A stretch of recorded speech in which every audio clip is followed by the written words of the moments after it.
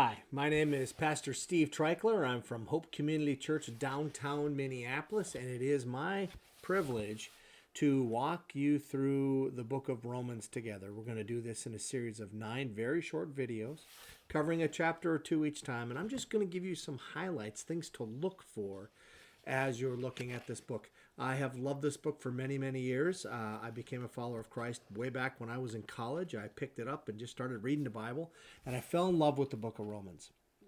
It's a very difficult book, and a lot of people give up on it because there's some nuances or things you maybe have to know. And my aim in these short videos is to give you a few of those things to help guide you through as you read it.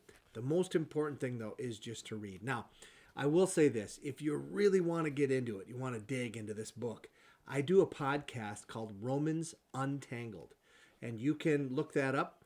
It's just a podcast on Apple or any of the different podcast subscriptions, and you can listen to this in depth.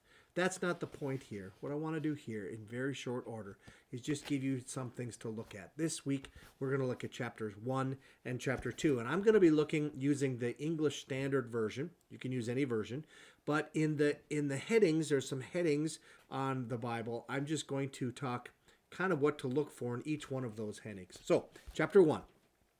This is a letter from the Apostle Paul, and he writes to the people of Rome, a place where he has not yet been in order to see this church. So he didn't start this church, someone else did. He writes them, and he writes them in a fashion that they are used to at that time. And so that's what he's going through in the beginning there. And yet, at the same time, he lets some very rich theology, things about who God is, and who Jesus is right in the first 7 verses. And then we get to verse 8 through 15. This would be personal greetings, kind of. It's a very interesting letter in the fact that the real personal greetings don't come till the end of the book, late in chapter 15 and then again in chapter 16. There he lists names of people that he knows who have moved to Rome, even though he himself haven't ever been there.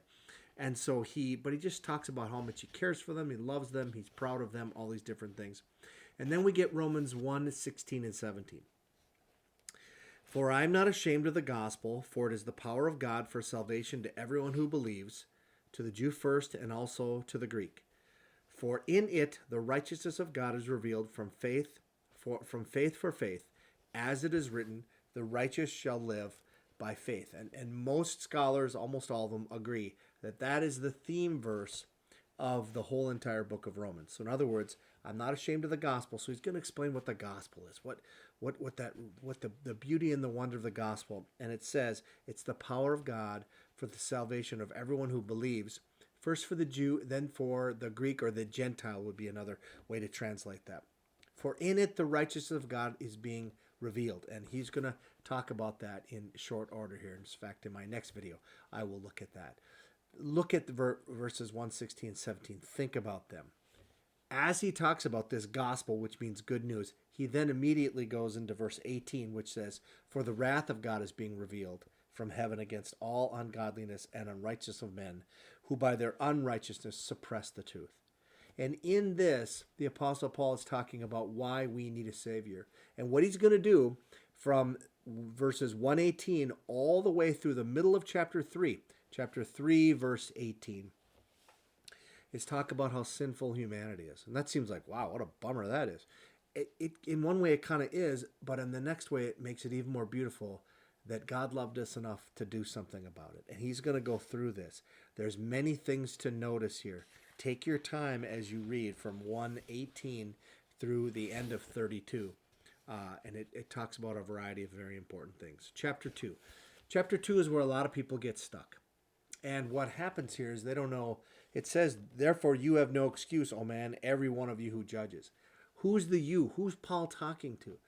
And the thing to note here is Paul's using a thing called a diatribe. We often hear we say things, you're on a diatribe right now. And he's actually not speaking to anyone in particular. He's just speaking in as if he were just giving a lecture to a group of people, not specifically these particular people at Rome. And what he's saying here is he's saying, who are the ones that pass judgment? And he keeps going on in chapter 2 to talk to people who are already religious. So, in chapter 1, he's most likely then speaking to people who are not Jewish, Gentiles, that's what a Gentile is. And in chapter 2, he's leaning in and he's speaking to the Jews, and he's saying, hey, wait a minute. You looked at chapter 1 and said, oh, yeah, those dirty, rotten people. But the reality is you're just as bad. Even if you're religious, even if you think you do better things than them, you're just as bad because you're passing judgment on them. And then he says this in verse 12, for all who have sinned without the law will also perish without the law, and all who have sinned under the law will be judged by the law. And what the law he's talking about here is the Old Testament. And he's saying those who know the Old Testament, guess what? You broke the rules. And those who didn't, you have also sinned, but you've sinned against something that God has written on your heart, your conscience, so to speak. He calls it that, and he uses another word. He'll use the word law, but it's a different kind of law. It's not the Old Testament law.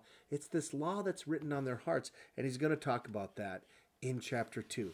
And he says, actually, Jews and Gentiles are the exact same. It's just one has a book to see the things they should do, but other people, they know what they should do. God has put it there, and they break that, and therefore they're sinners, Jews and Gentiles. So enjoy chapters 1 and 2.